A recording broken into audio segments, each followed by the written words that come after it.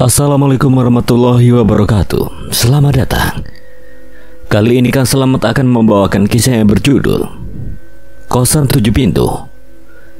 Cerita ini ditulis oleh Monacim. Sebelum kita masuk ke ceritanya, buat kalian yang belum subscribe channel ini, tekan tombol subscribe-nya terlebih dahulu dan tekan tombol notifikasinya agar kalian tidak ketinggalan romansa lainnya dari Kang Selamat. Gak usah berlama-lama lagi, langsung saja kita masuk ke ceritanya. Kosan 7 Pintu.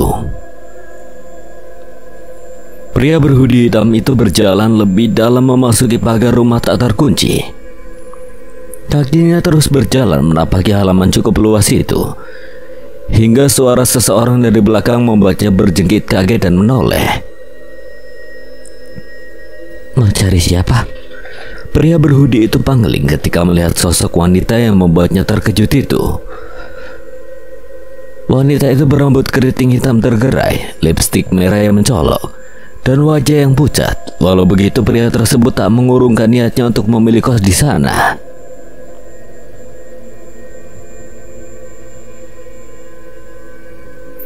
Saya lihat sedang terima kos, Pri. Ini kuncinya.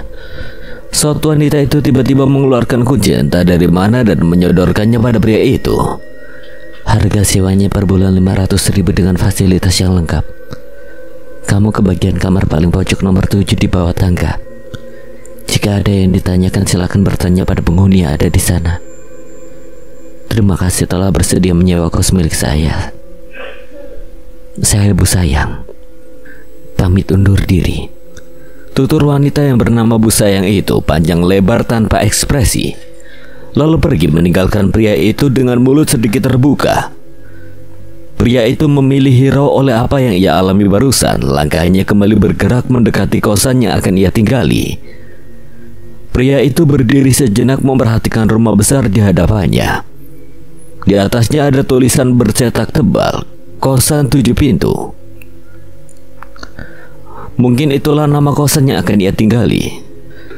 Pria itu mengetuk pintu beberapa kali, merasa tidak ada yang menyaut. Ia memutuskan untuk masuk. Tungkai kakinya melangkah ragu terus masuk ke dalam rumah itu. Sepi, padahal hari masih sore. Apakah ia adalah penghuni pertama di kos ini? Selamat datang. Suara gadis dari arah belakang membuatnya terkejut. Lantas menoleh ke belakang, tampak gadis berwajah ayu berkulit putih dan rambut hitam yang panjang. Iya, selamat datang. Maksudnya terima kasih. Kamu penghuni baru? Iya, Mbak. Gadis itu menjulurkan tangan.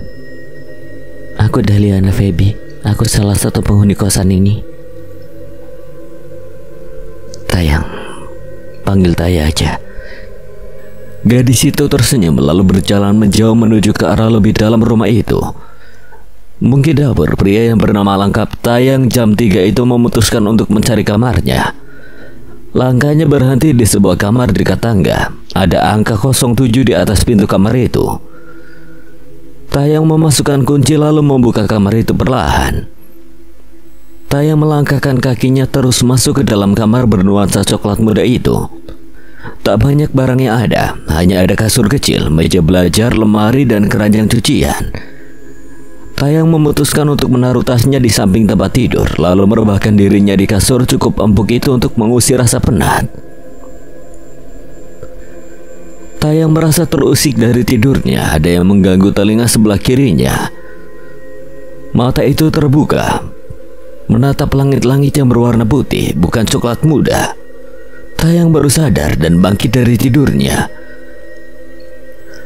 Belum merasa keterkejutannya hilang, ia kembali dibingungkan dengan keberadaannya sekarang. Juga beberapa orang di sekelilingnya. Bagaimana tidak, sekarang ia ada di sofa dan dikelilingi oleh 6 pria yang menatapnya datar. Bukankah ia tadi tidur di kasur kamarnya? Udah bangun lu? Tanya seorang pria di samping Tayang. Pria dengan rambut hitam dan kulit putih pucat itu menatapnya datar. Dialah yang tadi mengganggu telinganya dengan bul ayam. Penghuni baru kan? Tanya pria di sampingnya lagi. Pria berambut coklat, mungkin tingginya sama dengan pria berkulit pucat tadi. Iya. Nama? Tayang jam 3. Kami tanya nama lo, bukan kapan mulai sinetron, kenapa kamu durhaka? Makanya buka kuping lebar-lebar. Nama saya Tayang jam 3, Bang. Tayang berjingkat kaget ketika pria berambut coklat itu menggebrak meja dengan wajah kesal. Ngomong yang jelas, tinggal sebut nama susah banget pakai ngomong bakal tayang jam 3. Ini masih sore. Berarti kami harus nunggu beberapa jam ke depan untuk tahu siapa nama lo. Gitu, ha? Tayang sungguh takut pria yang mengelilinginya itu benar-benar terlihat kesal. Ia bingung harus menjelaskan bagaimana sampai pria dengan baju kodok itu buka suara sambil menyerahkan kertas dan pulpen yang ia ambil dari kantung bajunya. Kakak bisa tulis nama kakak di sini? Terima kasih. Tayang menerima itu, lalu menulis namanya di kertas dengan huruf besar agak jelas. Ia membalik kertas itu sambil menunjukkan namanya di depan dada. Oh, nama lu Tayang jam 3. Kenapa gak bilang dari awal? Kan gak ribet gini terus pancing emosi kita. Tadi udah bilang. Aneh ya namanya, kayak orangnya juga. Perkenalkan, nama gue Roy John Rasa Safi, dari kamar nomor 1. Ucapnya memperkenalkan diri sambil menjulurkan tangan. Tayang menyambutnya dan mengangguk. Nama gue Jintan Hitam, panggil Jin atau Hit aja. Kalau gue Hobeng Tang, panggil Bang Hobe aja. Cowok imut dan seksi ini bernama Jimin Moto. Gue dari Jepang, kuliah di Indonesia, tinggal sejak bayi juga di Indonesia. Gue Yon Cabe. Dan yang terakhir ada adik Koko dari Jawa, kakak yang akan bersebelahan kamar dengan adik. Ucap pria dengan baju kodok itu terlihat lebih muda dan kekanak-kanakan. Hanya gumaman yang terdengar dari Tayang setelah mereka memperkenalkan diri. Lu gak bisa ngomong panjang? Tanya Yon dengan nada menyindir. Dengan enggan Tayang kembali bersuara. Nama saya Tayang jam 3, asal Jakarta dan kuliah di Universitas Indonesia semester 3. Saya anak ketiga dari 3 bersaudara, lahir tanggal 3 bulan 3 dan jam 3, salam kenal. Jangan-jangan bini bapak lo ada 3? Celetuk Roy John, atau yang sering disapa John oleh teman-temannya. Saya udah jomblo selama 3 tahun. Curhatnya anak. Lu tinggal di kamar 7 kan? Iya. Mulai sekarang kami pantau kamar lo. Ini kosan khusus pria dan lu orang ke-7 yang berada di sini. Aturan mutlak dari Bu Sayang selaku pemilik kosan ini adalah dilarang membawa cewek masuk ke dalam kosan. Kalau melanggar, siap-siap dibawa ke KUA langsung dan dinikahkan.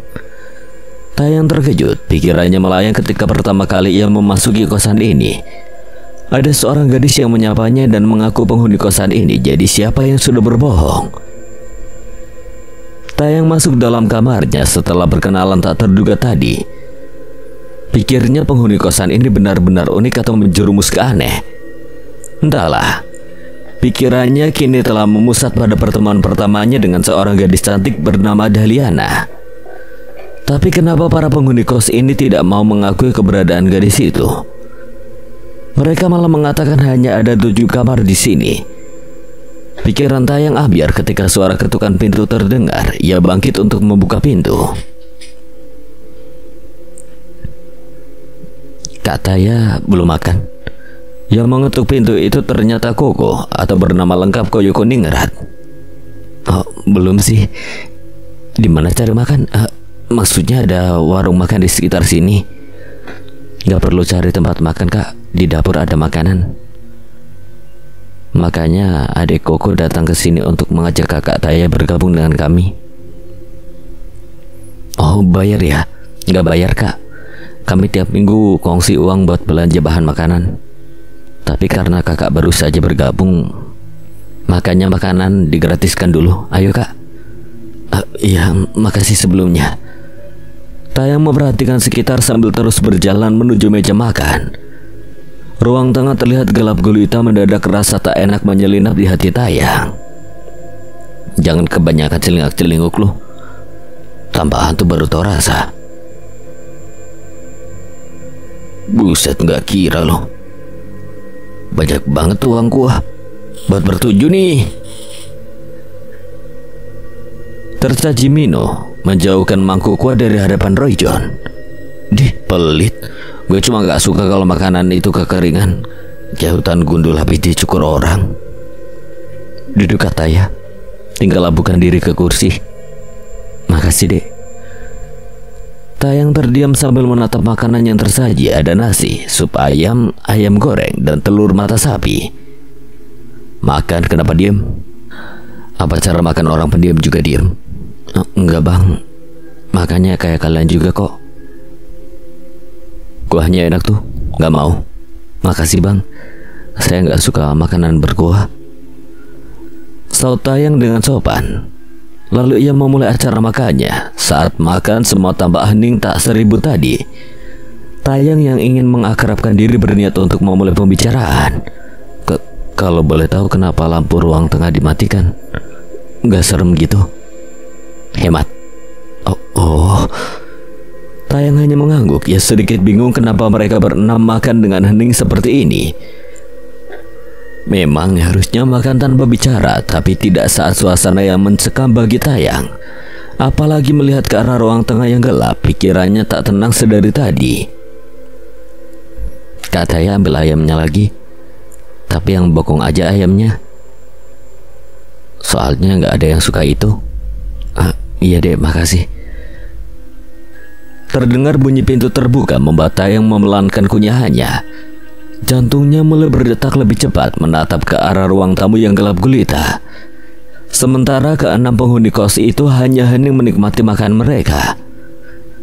Mata Tayang membulat ketika sosok dengan rambut mekar tertangkap oleh netranya. Perlahan sosok itu mendekat. Tayang tanpa sadar meremas lengan baju Roy John dengan erat. Sementara empunya baju menatap sewot pria di sampingnya. Tayang memaki keras ketika sosok itu terlihat jelas saat terkena cahaya lampu ruang makan.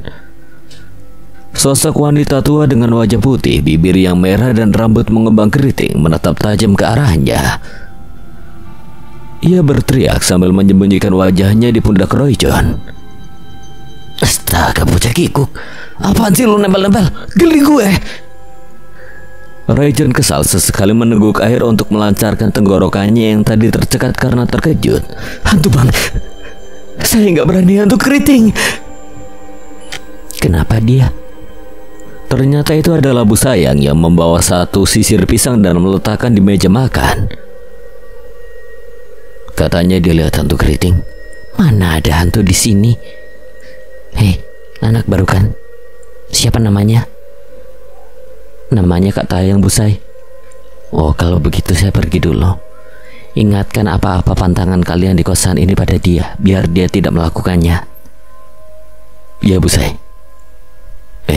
Buru jauhin kepala lu dari pundak gue. Emang pundak gue tameng apa? Maaf, Bang. Ucap Tayang sambil menjauhkan wajahnya dari pundak Roy John. Ia menatap ke sekeliling memastikan sosok itu telah hilang. Dah, hantunya udah pergi. Ucap Jintan sambil membereskan piringnya lalu membawanya ke wastafel. Gue duluan. Oh iya, Tayang. Lo kan dapat makan gratis hari ini. Jadi masalah piring kotor lo yang bertanggung jawab ya. Cuci yang bersih. Gue duluan, guys. Hobi berjalan dari kursinya. Tenang Kak Taya, adik bakal bantu kakak nanti, ujar Koko sebelum menengguk habis airnya. Ada perasaan lega di hati Tayang mendengar itu. Nanti adik Koko doain di kamar biar cuci piringnya cepat selesai dan gak capek banget. Adik duluan ya.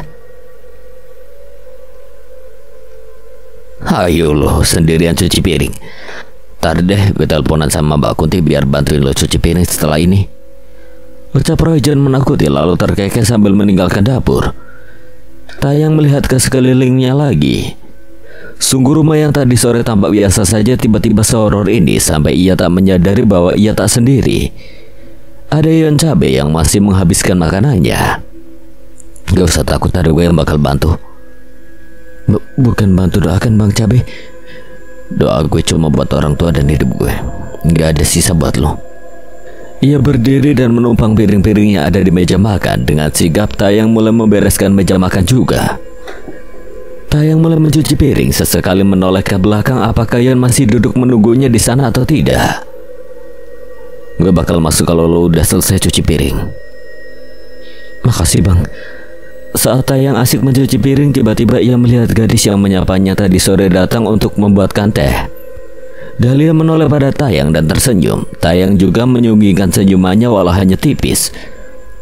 Usai selesai membuat teh, Dahlia kembali meninggalkan dapur. Bang, katanya kosan ini cuma 7 pintu dan khusus pria. Kok ada cewek di sini sih? Kalian gak mau akuin dia ya? Atau cewek itu ngekos tanpa sepengetahuan Bu Sayang? Tanya Tayang sambil menaruh piring terakhirnya ke rak piring. Merasa tak ada jawaban, Tayang menoleh ke belakang. Ia terkejut tapi tidak menemukan Yon di sana. Bang Cabe, panggil Tayang memperhatikan sekitar dengan perasaan gugup. Dengan perasaan berkecamuk, Tayang segera meninggalkan dapur menuju kamarnya. Wih, motor siapa nih? Lebih keren dari Rosino gue nih. Seletuk Royjon begitu melihat sebuah motor Ninja Grey Red di halaman kosan. Kayaknya itu punya kakak Taya deh Bang. Soalnya baru kali ini motor kayak gini ada di halaman kosan kita. Keren juga sih Kikuk punya motor gini. Bisa lah buat gaya. Mana nih si Kikuk? Kagak keluar-keluar dari tadi. Itu Kak Taya Bang. Kikuk, ini motor lu? Ya Bang, itu motor saya. Dari mana lu dapet nih motor? Dari bapak saya. Belinya di mana? Di tempat penjualan motor Bang. Aduh, kagak paham dari tadi lu. Udahlah, gue nebeng ya. Tapi gue yang bawa. Tenang, kita sekampus kok. Nih, emping di samping gue juga satu kampus sama lu. Boleh Bang, ini kuncinya. Bukan adek sama Bang John aja yang satu kampus, yang lainnya juga sama. Soalnya itu kampus paling dekat sama kosan kita. Makanya kita semua jadi ngekos di sini Kak Taya. Iya paham. Emping, bilangin sama si Jimino kalau gue nggak jadi nebeng dia. Iya Bang. Tayang mengeratkan pegangannya pada tas Royjon. Tayang takut kalau dirinya terbawa angin saking kencangnya laju motor itu. Bang, jangan cepet-cepet, bahaya Bang. Seru Tayang mengeraskan suaranya. Udara terasa plong masuk ke saluran pernapasannya. Benar-benar tak takut mati makhluk yang menyetir motor itu. Bilang aja lu takut kan? Santai aja, kalau jatuh paling ke bawah. Lebih-lebih terguling lah.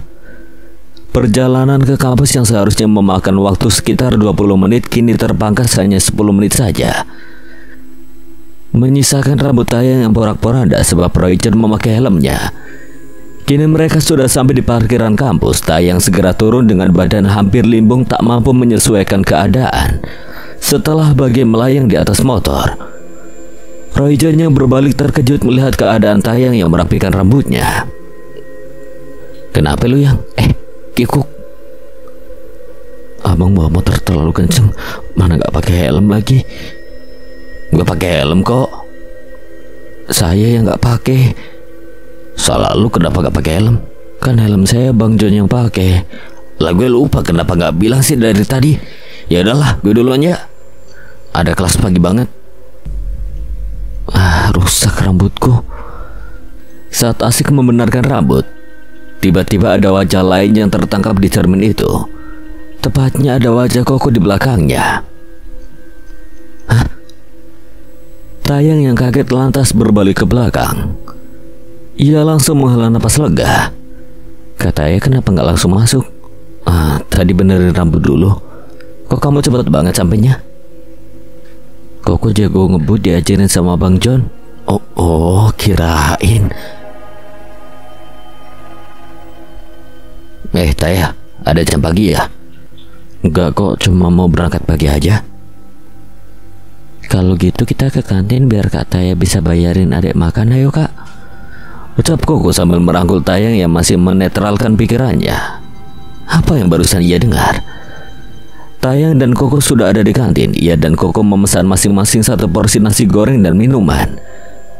Bedanya Koko memesan 2 ayam dalam seporsi nasi goreng itu. Kalau ayamnya 2 berapa harganya, Dek? Satu porsi nasi goreng harganya 15.000, kalau tambah ayam jadi 20.000. Sama jus melon 5.000, jadi semuanya cuma 25.000 kata ya. Berarti aku bayar 40.000 dong. Tuh katanya pintar. Berarti sisa 10.000 uangku hari ini. Cukup kok buat beli bensin seliter. Ada kembaliannya 2.000 buat beli permen. Tayang menghela napasnya lalu melanjutkan makannya kembali. Lain kali dia akan menghindari ke kampus bareng si Koko ini. Tiba-tiba Jimino datang dan langsung duduk di samping Koko. Ia mengangkat tangannya agar pelayan kantin menoleh. "Mbak, mie ayam sama teh poci ya?" "Iya mas." Jimino mengeluarkan uang dari dompetnya. Ia menjejer uang itu di atas meja sambil menghitungnya. Ada uang yang terlihat kumal juga. 10, 30, 40, 7.000. Ya, tipis uang gue. Jimino memasukkan uangnya kembali ke dompet. Koko yang sedari tadi menatap kembali bersuah. "Kak Min, 2.000-nya buat adik Koko aja. Jadi pas sisa 45.000. "Buat apa lu 2.000? Permen dapat 10. "Nih gue kasih. Doain gue biar cepat tinggi dan gede kayak Hercules," ujar Jimino yang akhirnya menyedekahkan uangnya pada Koko. Lalu pelayan membawa pesanan untuknya. "Nanti kalau takdir pasti terwujud Kak Min. Kalian mau denger gak?" Tayang tiba-tiba membuat mereka terdiam sambil menatap Tayang. "Apaan?" "Tadi malam saya kan cuci piring ditemani sama Bang Yon. Terus pas saya nyuci Bang Yon masih ada nunggu saya di kursi. Tapi pas saya ajak ngomong dan kebetulan udah selesai cuci, Bang Yon malah hilang, gak ada di mana-mana. Saya takut jadi langsung lari ke kamar." Jimino dan Koko awalnya terdiam lalu melanjutkan makan mereka yang tertunda. Tayang bingung kenapa mereka tak menanggapi ceritanya barusan. "Kok diem? Lu aneh banget sumpah, jelas-jelas Bang Yon beranjak dari meja makan bareng gue." "Hah?" Mungkin saking takutnya Kak Taya jadi halu kalau ada yang temenin. Sontak bulu kuduk Tayang merinding. Pasalnya ia melihat dengan jelas kalau Yon Cabe memang menemaninya tadi malam. Bahkan mereka sempat ngobrol singkat. "Jangan nakutin saya dong." "Siapa yang nakutin?" "Tanya aja sama Bang Yon nanti. Kamar gue sama kamar Bang Yon sebelahan. Jadi gue bisa lihat dia masuk ke kamar barengan sama gue." Tayang menengguk minumannya hingga tandar. Semenjak tinggal di kosan itu jantungnya seringkali berdegup kencang. Bahkan dengan hal yang menakutkan sekecil apapun. Tayang dan Roy John sudah sampai di halaman kosan. Cuaca sangat mendung. Paling sebentar lagi akan turun hujan. Baru saja mereka hendak meninggalkan halaman kosan, Bu Sayang menghampiri mereka. Bu Sayang, tumben ibu keluyuran siang. Ngapain Bu?"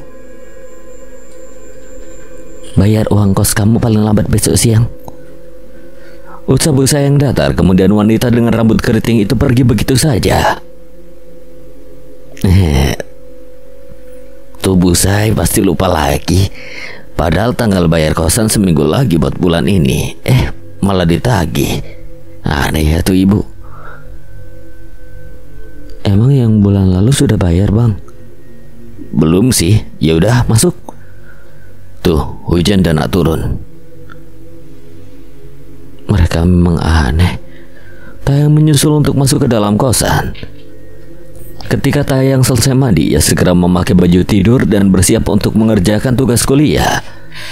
Suara petir yang bersautan membuat Tayang sedikit takut. Lalu memilih memutar lagu dari ponselnya, tapi lagu yang terputar malah lagu Lengser Wengi.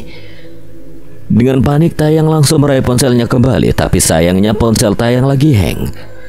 Jadi butuh beberapa waktu untuk memulihkan seperti semula. "Aduh please jangan naik dulu, tolonglah HP," ucap Tayang gemetar. Beruntungnya ponsel tersebut kembali normal dan musik dapat dimatikan. Tayang tersandar di kursi merasakan lega ketika ia berhasil menghentikan musik itu. Perasaan aku gak punya lagu Lengser Wengi deh. Apa mungkin ke download ya? tapi nggak mungkin ah. Terdengar suara pintu yang diketuk. Tayang menoleh ke arah pintu, lalu beranjak untuk membukanya. Ternyata itu Koko. Koko, ada apa? Gimana lagu yang adik kirimin? Lagu apaan? Lagu Jawa. Oh, jadi lagu itu dari kamu ya? Tapi aku nggak berasa terima lagu itu. Kan tadi di kampus adik pinjam HP Kak Taya. Jadi Koko kirimin deh. Kak Taya pasti takut deh kalau hujan-hujan gini, apalagi biasanya bakal mati lampu. Jadi kata bundanya adek, lagu ini pas banget diputar kalau lagi sendiri dan takut, bikin adem Kak. Tapi lagunya ngeri loh dek. Aku kurang suka. Oh, kurang suka lagu yang itu. Adek punya banyak, mau dikirimin semua? Jangan, maksud aku memori HP lagi penuh, jadi bisa ngehang gitu kalau kebanyakan isinya. Oke, cuma mau ngomong gitu doang. Nanti kalau mati lampu minta lilin sama Bang Yon aja. Dia ada di kamar nomor 3. Tayang mengedikan bahunya acuh, lalu kembali masuk ke dalam kamarnya. Tayang berjalan menuju meja belajar. Ada beberapa tugas yang harus ia kerjakan. Semoga aja nggak mati lampu. Petir menyambar bersama lampu yang mendadak mati. Refleks Tayang berteriak dan mengangkat kakinya ke kursi. Beberapa kali ia mengelus dada sambil beristighfar. Keadaan sekeliling gelap gulita. Petir saling bersautan bersamaan dengan suara gemuruh hujannya lebat. Gelap banget, tapi gimana sih? Ya Allah, baterainya sisa 5% lagi. Dengan memanfaatkan sinar senter di ponselnya, Tayang berjalan keluar kamar. Tujuannya saat ini adalah kamar nomor 3 yang berada di lantai atas. Tunggai kakinya menaiki anak tangga, berjalan dengan hati yang was-was. Ia memang penakut dari kecil, walau kata ibunya hantu itu tidak ada di dunia ini. Tayang telah sampai di depan kamar Yon Cabe. Ia mengetuk 3 kali kamar itu hingga pintu terbuka, menampakkan Yon yang menutup matanya sebab sinar ponsel Tayang. Jauhin senter HP lu. Iya bang, ngapain lo ketuk kamar gue? Ada lilin gak bang? Kata Koko kalau mau minta lilin langsung ke Bang Cabe aja. Masuk Gi. Sojon membuka kamarnya lebar. Dengan ragu Tayang melangkah masuk ke dalam kamar itu. Tayang duduk di tepi kasur. Ia menoleh pada Yon yang sedang membuka laci mencari lilin. Sesekali Tayang menyenter di penjuru kamar Yon yang dipenuhi oleh poster film horor. Nih lilinnya, ucap Yon yang tiba-tiba membuat Tayang cukup terkejut. Ia meraih 2 lilin itu. Makasih bang, saya keluar dulu. Tayang berjalan menuju dapur. Ia baru ingat tak mempunyai pemantik atau korek api. Tampak di meja makan, Roy John tengah menikmati makanan seorang diri. Tayang mengurungkan niatnya untuk mengambil pemantik. Dia memilih mendekati Roy John. Bang, gak dengar? Bang John, kenapa gak mau ngobrol sama saya? Gue gak mau lo minta pop mie gue. Sisa dikit nih. Enggak mau minta kok bang. Saya cuma mau minta api aja di lilin Bang John, boleh nggak? Kirain minta aja sana. Makasih bang. Lo belum dikasih petua kan sama yang lainnya tentang peraturan di kos ini? Belum bang. Kalau begitu silakan duduk. Roy John memberikan isyarat dengan tangannya agar Tayang duduk di hadapannya. Tayang hanya menurut saja. Apa aja bang? Pertama, bayar kosan harus tepat waktu dengan datang ke rumah hitam di samping kosan ini. Tahu kan di mana? Tahu bang. Yang kedua, lu harus bayar kongsi makan tiap minggu, kecuali kalau lu mau makan di luar aja. Ya oke aja sih. Kongsi aja bang biar hemat. Ketiga, jangan pernah bawa cewek ke kosan ini. Itu hal yang sangat sensitif. Kalau mau ketemuan sama cewek, sampai di depan pagar aja. Jangan sampai tuh cewek masuk ke halaman kosan. Sebab apa? Lu lihat kan tulisan gede di depan di kos apaan? Apa tulisannya? Kosan 7 pintu. Betul sekali, dan kosan ini khusus untuk pria bukan cewek. Wanita, gadis atau sejenisnya. Paham ente? Paham bang. Bagus. Tapi apaan? Cewek yang tinggal di sini kenapa kalian gak larang? Cewek? Si Bu Sayang ya? Bukan bang, cewek cantik yang bernama Dahlia. Katanya dia penghuni kosan ini juga bang. Yang mana sih? Mungkin ada yang jahil dan ngerjain lo jadi cewek.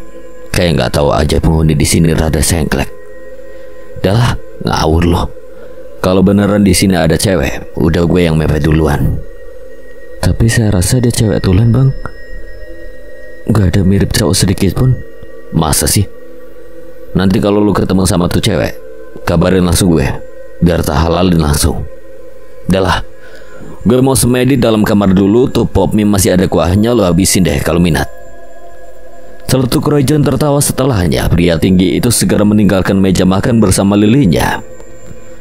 Penghuni kosan 7 pintu kembali melakukan makan malam bersama, tentunya dengan menu masakan yang berbeda. Ada masakan daging, sayur, dan oseng tempe pedas. Mereka makan dengan keheningan serupa. Begitu juga dengan Tayang yang memilih diam menghabiskan makanannya. Kembali terdengar bunyi pintu terbuka. Tayang bingung kenapa harus saat mereka makan malam. Sosok pria gondrong muncul dari kegelapan ruang tengah, menghampiri mereka yang sama-sama menatap pria itu datang. Tayang membulatkan matanya melihat pria gondrong yang ia temui di rumah Bu Sayang. Sendok yang dipegang Tayang jatuh ke bawah saat pria itu menatapnya tajam. Pria itu menaruh sebuah piring kosong di meja makan. Hobeng bangkit dan meraih piring itu, lalu mengisi piring itu dengan nasi juga lauk yang ada. Lalu Hobeng menyerahkan pada pria gondrong itu. Usai mengambil piringnya, pria gondrong itu kembali menatap Tayang sambil menunjuknya. Penghuni baru? Iya. Namanya Tayang. Dia baru kos di sini dalam minggu ini. Satu kampus dengan kami. Saud Jintan tanpa menoleh pada pria itu. Pria itu berjalan menjauh dari meja makan mereka. Semua tambah hening sebelum terdengar suara pintu tertutup. Goblok banget tuh orang. Enak banget dia minta makanan sesuka hati tanpa lihat ini hasil jerih payah siapa. Bukan jerih payah lo pastinya. Adik sebenarnya kesel juga, tapi takut mau bilang gitu sama dia. Lebih kesel gue yang selalu ambilin dia makanan. Tayang yang mendengar itu masih diambang kebingungan. Emang pria tadi siapa sih, Bang? Kok nggak ngomong kalian kasih makan? Namanya Bang Seron, anak dari Bu Sayang satu-satunya. Katanya sih. Kenapa kami kasih dia makan? Sebab udah biasa dia datang kemari bawa piring. Walau gak ngomong kami peka dong dan kasih makan. Baru dia minggat dari sini. Padahal kami gak rela, soalnya dia gak kongsi uang buat belanja, malah minta makanan. Ada udah hitung ruginya sejak pertama kali dia minta makanan. Udah 565.000 kalau dirupiahkan. Mau nagih tapi abangnya nyermin gitu. Tayang terdiam. Ia kembali mengingat saat mendengar suara wanita di dalam rumah Bu Sayang tadi pagi. Bang, pagi tadi kan saya mau kasih cabai pesanan Bu saya. Terus yang keluar malah Bang Zerdon itu. Tapi yang buat saya penasaran ada suara cewek yang teriak minta tolong. Mungkin dia lagi nonton film horor. Bisa jadi nonton film nganu itu loh. Nganu apaan? Bisa jadi itu cewek beneran. Gue pernah tuh lihat si Bang Zerdon bawa cewek ke dalam tuh rumah. Cuma sekali dan gak ada lagi sih. Udahlah, jangan bahas itu lagi. Gue duluan ya. Tahu kan siapa yang jadwal cuci piring? Ya gue dong yang cuci piring. Tapi gue gak mau sendiri. Temeninlah satu manusia buat jaga gue. Gue si Oga. Bebek gue udah nunggu di depan pagar. Adik gak mau ya? Adik masih banyak tugas kuliah. Koko mengangkat tangannya, kemudian berlalu bersama Yon yang kebetulan beranjak dari kursinya juga.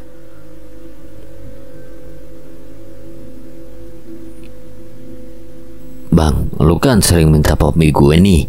Jadi bolehlah lu kasih gue kuahnya doang, bangsat. Pakai ngatain gue sering minta lagi. Cuci sendiri. Buset, galak bener nih temen linggis. Kayak gue perlu dia aja gitu. Saya permisi ke kamar dulu, Bang. Oh, tidak bisa. Lu harus bantuin gue atau setidaknya temenin gue cuci piring, oke? Tapi saya ada tugas kuliah juga, Bang.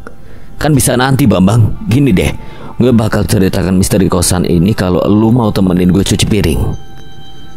Tayang tanpa berpikir, walau ia malas tapi ia juga penasaran dengan kisahnya. Akhirnya Tayang bersedia. Tapi beneran ceritakan sama saya kan, Bang? Gak pasti cerita. Tak perlu waktu yang lama mereka menyelesaikan tumpukan piring itu. Kini semua peralatan makan yang kotor sudah bersih. Udah selesai nih bang, ayo tepatin janji abang. Sabar Kikuk. Ya nggak cerita di sini juga, lu nggak ngerasa angker apa? Kita cerita di kamar gue aja. Kalau di kamar lu, ntar gue nggak berani balik ke kamar gue. Terus Royjon seraya berjalan meninggalkan dapur. Tayang dengan cepat mengikuti langkah panjang Royjon. Mereka telah sampai di depan kamar nomor 2. Tayang mengikuti saja langkah Royjon masuk ke dalam kamarnya itu. Tayang langsung disuguhkan dengan wewangian di dalam kamar tersebut. Ini bawa apaan bang? Ini wangi parfum malaikat subuh. Sengaja gue olesin terus di spray gue, biar malaikat pada masuk dan setan pada get out. Oh kirain. Mau dengar cerita nggak lu? Mau banget bang. Oke deh. Berarti gue kudu flashback pada zaman gue pertama kali menginjakan kaki di kosan 7 pintu ini. Gue ini sebenarnya orang kaya. Rumah gue gedongan. Mama sama papa gue seorang pengusaha di bidang fashion. Tapi gue mau dikawinin sama anak papa gue. Kalau cantik sih gue ikhlas. Lah ini terlalu menyedihkan untuk digambarkan. Alasannya sama kayak sinetron. Kayak ada perjanjian sedemikian rupa gitu loh. Gue gak mau. Ayang beb gue masih ada, jadi gue memutuskan untuk melarikan diri. Royjon meraup uang di laci lemari papa dan mamanya, lalu memasukkan ke dalam ranselnya. Usai itu Royjon berlari menuju mobilnya yang sudah ada kekasihnya menunggu di dalam. Sayang, kamu yakin mau kabur? Terus kamu mau tinggal di mana? Yakin dong sayang. Emang kamu mau pangeran kamu ini menikah dengan wanita lain? Enggak kan? Tapi nanti kalau aku mau shopping dan makan enak, kamu gak ada duit. Tenang Hani, kesayanganmu ini sudah mengambil banyak duit tadi. Untuk masalah tempat tinggal, teman aku sudah merekomendasikan kosan yang bagus. Jadi gak perlu sampai cari tempat tinggal. Cukup buat berapa lama? 3 bulan mungkin kalau hemat sih. Kurang lebih 30 menitan mereka sampai di depan sebuah pagar rumah yang mempunyai halaman yang luas. Waktu itu Royjon turun dari mobil dan menghampiri seorang wanita tua dengan rambut keriting. Itulah Bu Sayang. Misi Bu, kosan di sini masih ada yang kosong gak? Tahu-taunya Bu Sayang langsung menyerahkan kunci pada Royjon. Ini kunci kamarnya, kamu ke bagian kamar nomor 2. Harga sewa per bulan 500.000 dengan fasilitas lengkap. Jika ada yang ditanyakan silakan bertanya pada penghuni yang ada. Saya Bu Sayang pamit undur diri. Royjon memasukkan mobil ke dalam halaman kos itu. Ayo yang bantu aku pindahin barang ke dalam. Enggak Jun, kamu yakin mau ngekos di sini? Serem ih. Pokoknya aku mau kita pulang. Ya nggak bisa, keputusan aku sudah bulat sebulan tahu Mbak Inem. Kagak bisa sayangku. Terserah, pokoknya aku mau pulang. Kalau kamu nggak mau anterin aku bisa kok panggil taksi aja. Ya udah aku anterin. Tapi setelah angkut barang dan beberes dulu ya. Tayang terkejut setelah Royjon mengatakan nama Dahliana. Bukankah itu gadis yang menjadi tanda tanyanya selama ini? Bang, tolong jelasin tentang Dahliana itu. Serius amat tuh aja lo, kenapa sih? Itu nama cewek yang pertama kali saya lihat di kosan ini bang. Hah? Pembicaraan mereka terhenti sejenak dan menoleh pada pintu. Lo bukain deh tuh pintu. Saya bang. Siapa lagi? Tayang berjalan menuju pintu. Dengan pelan ia masuk memutar knop pintu tersebut. Ekspresi Tayang yang tegang tadi berubah datar saat ia tidak menjumpai siapapun di sana. Gak ada orang. Tayang terlonjak kaget menoleh ke belakang. Pintu kamar Royjon tertutup cukup keras. Tayang langsung mengetuk pintu itu dengan panik. Bang, apa gak apa-apa kan? Masih ada di dalam kan bang? Gue ngantuk. Balik dulu ke kamar. Tayang dengan berat hati meninggalkan kamar Royjon. Ia menuruni tangga dengan lesu. Pasalnya pertanyaannya belum terjawab tadi. Saat Tayang ingin berbelok ke kamarnya, ia tak sengaja melihat Dahlia yang berjalan entah mau kemana. Dahlia menghentikan langkahnya lantas tersenyum menghampiri Tayang. Kamu belum tidur juga? Belum, tadi habis dari kamar Bang Jun. Kamu sendiri kenapa baru kelihatan? Kemana aja? Tadi aku habis jalan-jalan sebentar, sekarang mau balik ke kamar. Oh, emang kamar kamu di mana? Bukannya cuma ada 7 kamar ya? Mau anterin aku ke kamar nggak? Hah? Lalu Dahlia berjalan menjauh. Tayang yang penasaran lantas mengikuti langkah Dahlia hingga mereka sampai di depan sebuah pintu dekat dapur. Di atas pintu tersebut bertuliskan gudang. Dahlia lantas berbalik menghadap Tayang dan tersenyum. Kamar aku ada di sini. Ini kan gudang. Kamu tinggal di gudang, Lia? Tayang. Suara panggilan yang terkesan ketus tersebut membuat atensi Tayang terenggut. Ia menoleh ke belakang menatap Jintan. Bang Jin, ngapain lo di situ? Oh, saya lagi ngobrol sama. Tayang menoleh ke tempat di mana tadi Dahlia berdiri. Sedetik kemudian mata Tayang membulat tak mendapati Dahlia di sana. Tadi dia. Udah malam, sebaiknya lu masuk kamar dan tidur. Lu lupa bos saya ngelarang kita buat mendekati gudang itu. Jangan membantah kalau lu mau selamat. Iya bang, maafin saya tadi lupa. Saya ke kamar dulu. Buru-buru Tayang meninggalkan tempat itu. Tayang berjalan menuju kantin. Ia memesan makanan dan minuman, lalu mencoba mencari tempat duduk. Hanya tersisa tempat duduk di meja paling ujung. Ada Hobeng, Koko, dan Cimino di sana. Lantas Tayang memutuskan untuk bergabung. Boleh gabung gak? Gabung aja kak. Makasih ya. Malam tadi Kak Tayang ngapain di kamar Bang John? Lagi gosipin siapa? Lagi cerita-cerita aja, tapi kok kamu tahu aku ada di kamar Bang John? Tadi malam ada yang ketuk kamar Bang John, terus langsung kabur buat ngetes saja. Oh, jadi itu kamu toh? Aku kira hantu lo deh. Si Koko emang sebenarnya hantu tak? Kami sih nggak mempan lagi digituin sama dia. Udah biasa banget. Tayang hanya mengangguk menanggapi hal itu. Yang melanjutkan kegiatan makannya yang tertunda. Begitu banyak pertanyaan yang menghinggapi pikirannya sejak menginjakan kaki di kosan itu. Apakah dia yang aneh atau malah penghuni kos itu sendiri yang tak wajar? Ponsel Jimino berdering. Sang pemilik langsung mengangkat panggilan itu. Halo sayang, kok kamu gak jemput aku? Aku udah nunggu 2 jam yang lalu loh. Emang ada janjian mau jemput? Gak inget loh aku ya. Kok gitu? Terus aku gimana? Naik ojek aja, tadi aku habis jemput pacar ketiga. Aku pikir dia yang minta jemput tadi malam. Taunya kamu toh. Apa kamu? Jimino langsung mematikan sambungan teleponnya. Ia bersikap seolah-olah tak terjadi apa-apa. Hal itu tak luput dari pengamatan Tayang. Pacar kamu emang ada berapa, Jim? Cuma 5 doang. Mau nambah tapi suka nggak tegain gitu sama yang lain. Banyak ya. Saya aja udah 3 tahun jomblo nggak pernah dapat pacar lagi setelah itu. Lu kan ganteng, kenapa nggak dapat pacar lagi? Saya yang tolak terus bang. Saya lagi nggak mau pacaran. Pantes. Iya bang. Lu sekarang banyak ngomong ya. Gue pikir lu pendiam banget waktu pertama kali datang ke kosan. Ya ginilah saya bang, pendiam kalau masih malu aja. Sekarang udah bisa malu-maluin? Sampai sekarang belum pernah sih.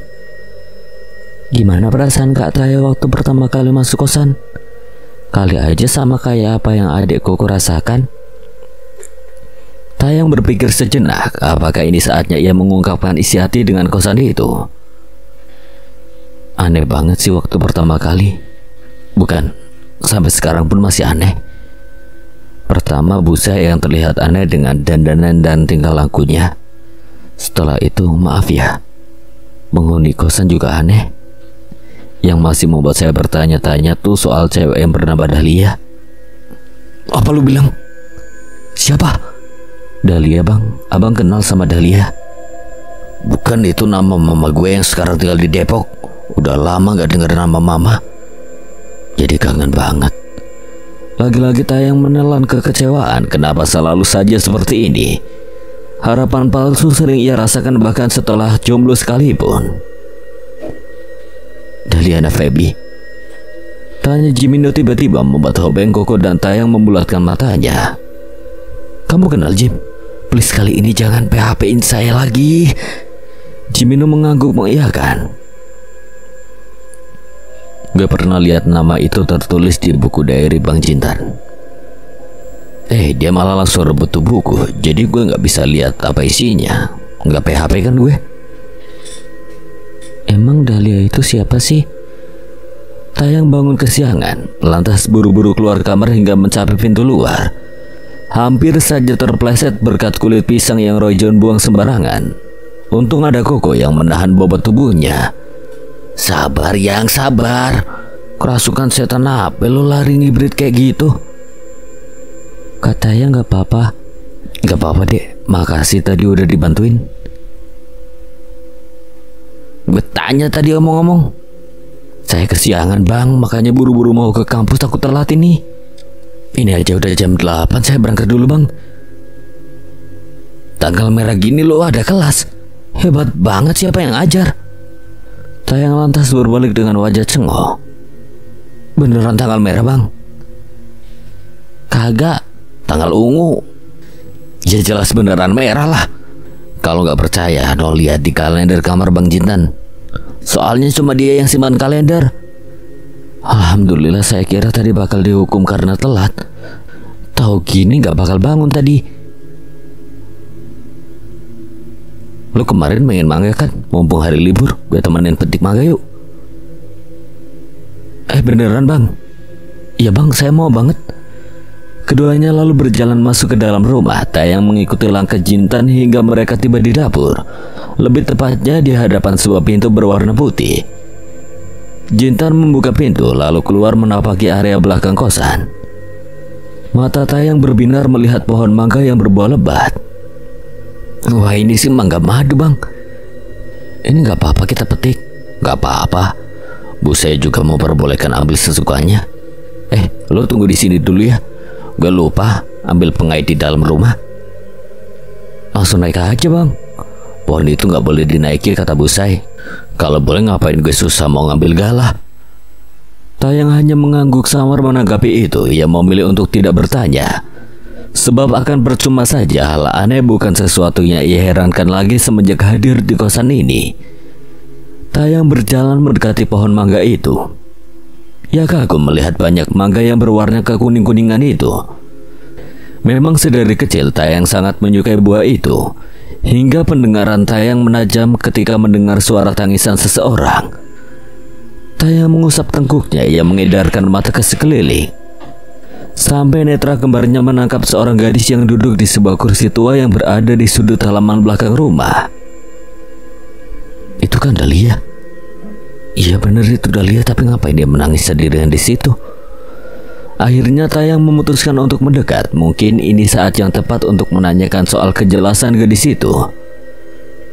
Jujur saja, Tayang sering tak tenang semenjak bertemu dengan gadis yang menurutnya misterius itu. Dahlia, kamu kenapa nangis? Kenapa sendiri di sini gak gabung sama yang lain di luar? Tayang duduk di samping Dahlia, namun gadis itu tak menyaut. Ia tetap tertunduk dengan air mata mengalir. Wajah kamu pucat banget, pasti kedinginan ya. Makanya masuk aja. Lagi-lagi tak ada sautan dari gadis itu. Tayang melepas jaket yang ia pakai lalu menyampirkan pada pundak Dahlia. Kalau ada masalah kamu bisa cerita sama saya. Siapa tahu saya bisa bantu. Juga saya cukup penasaran dengan kamu. Kenapa kamu tinggal di gudang? Kenapa gak mau gabung sama yang lain juga? Kamu sering menghilang saat ada penghuni kos yang lain pada datang. Kamu bisa cerita gak? Bantu aku. Bantu apa dah? Dahlia tiba-tiba menuju ke rumah Bu Sayang. Tayang langsung mengikuti arah tunjuk di situ. Kenapa rumah Bu Sayang? Kamu mau ke sana? Dicari kemana-mana malah mojok di sini loh. Ngapain sih? Maaf bang, saya cuma ngobrol sebentar tadi. Tuh jaket kenapa dilepas? Cuaca dingin gini juga aneh loh. Tapi kan saya cowok bang, lebih baik cewek yang pakai jaket saya. Lu gak demam kan? Apa ini karena efek jomblo 3 tahun? Jelas-jelas jaket lu tuh cuma teronggok di kursi. Mana ceweknya? Tayang terhenyak. Ia dengan ragu menoleh ke belakang. Mata Tayang tertutup rapat kala hanya melihat jaketnya yang ada di sana. Mana Dahlia? Mungkin saya lagi berhalusinasi bang. Cuma latihan kok supaya bisa nembak cewek. Ayo petik mangganya bang. Saya mau yang mentah juga buat dirujak. Hobeng berjalan keluar kamarnya. Ia tak sengaja melihat Tayang yang hampir limbung sambil berpegangan di dinding. Lantas Hobeng lekas membantunya. Lu kenapa tak? Badan saya lemes banget bang dari tadi siang. Gak tahu kenapa. Memang wajahnya terlihat pucat dengan bibir yang kering. Duh gimana ya? Terus nih lu mau ngapain? Biar gue bantu. Saya mau minum bang. Gue ambilin deh. Sekarang lu tunggu di sofa aja rebahannya. Tiba-tiba Koko datang. Sepertinya pemuda itu baru pulang entah dari mana. Terlihat dari baju yang ia pakai terlihat bagus dan rapi. Katanya kenapa bang? Dia sakit, lu bantu dia ke sofa deh. Gue mau ambilin air sama obat juga kalau ada. Oke adek bantu, sini katanya. Lalu Koko membantu Tayang menuju sofa. Tayang memejamkan matanya ketika sudah rebahan di sana. Sementara Koko memilih duduk di sampingnya. Katanya kenapa bisa sakit gini? Mendadak lo ini kak. Tayang membuka matanya malas. Gak tahu juga. Abis balik dari belakang rumah metik mangga bareng Bang Jintan, badan udah gak enak gitu. Koko terlihat berpikir sambil sesekali melirik ke arah Tayang, lalu menoleh ke penjuru rumah untuk memastikan tidak ada orang yang mendengar mereka. Katanya soal gadis yang bernama Dahlia itu, katanya jangan ladenin dia lagi. Kalau dia deketin katanya pura-pura gak dengar atau gak lihat aja. Pokoknya hiraukan aja sebisa katanya. Bisa kan kak?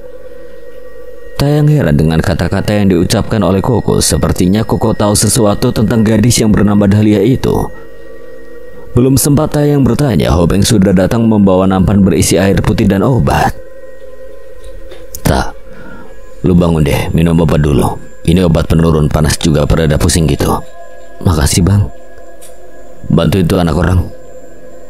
Sini katanya, adek bantu. Selagi Tayang meminum obatnya, Jintan dan Nyon datang ikut bergabung. Mereka terheran melihat Tayang yang pucat dan meminum obat. Bang, kenapa tuh anak? Sakit dia. Tadi gue lihat dia mau ke dapur semboyongan gitu. Katanya badannya lemes gitu. Katanya habis balik dari halaman belakang. Yon terdiam. Ia menoleh Jintan yang ada di sampingnya, sementara Jintan hanya mengalihkan pandangannya. Minta bang.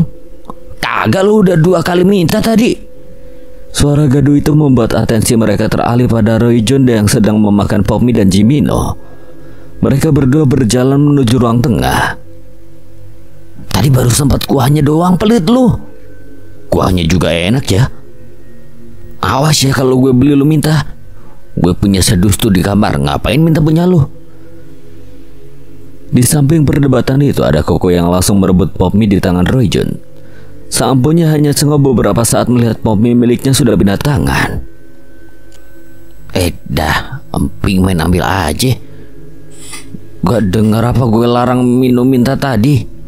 Malah rebut aset gue. Omel Roy John ingin merebut hak miliknya, namun urung ketika melihat Tayang yang terlihat pucat. Tuh jam 3 kenapa pucat banget? Kepo beneran lo gue. Dia sakit. Sakit apa bang? Gak tau juga, yang jelas dia kayak gini semenjak balik dari belakang rumah. Roy John berpikir keras, lalu menatap Tayang kembali, kemudian menatap Koko yang baru saja selesai menyantap pop mie miliknya. Lu bisa minggir gak? Gue mau ngomong sama orang sakit nih. Koko akhirnya bangkit juga, lalu berpindah duduk di samping Jimino. Sementara Roy John memeriksa suhu badan Tayang, kemudian beralih ke lehernya. Terakhir mengecek denyut nadinya, tampak ia berpikir keras setelahnya. Ngapain lu John?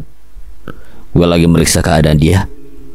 Dan menurut gue ini bukan sakit karena kelelahan, demam atau penyakit alami lainnya, melainkan disebabkan oleh gangguan maluka. Jangan sembarangan ngomong lu John. Emang lu lihat sendiri? Ya kan gue cuma tebak sesuai kemampuan gue bang. Kenapa lu jadi sewot? Gue ini punya keahlian yang berasal dari nenek gue dulu. Gue tahu persis ini tanda-tanda kayak gini. Badannya gak panas banget tuh, tapi ini anak kayak bunga nanayu. Masa sih? Emang kalian semua nggak pernah lihat? Mereka semua terdiam, tak ada yang menjawab pertanyaan Koko barusan. Bisa nggak kalau kita buka aja semuanya biar jelas dan nggak kejadian kayak gini? Bicara kalian ngawur, gue masuk. Gitu aja terus sampai di kosan digusur sekalian gara-gara aneh.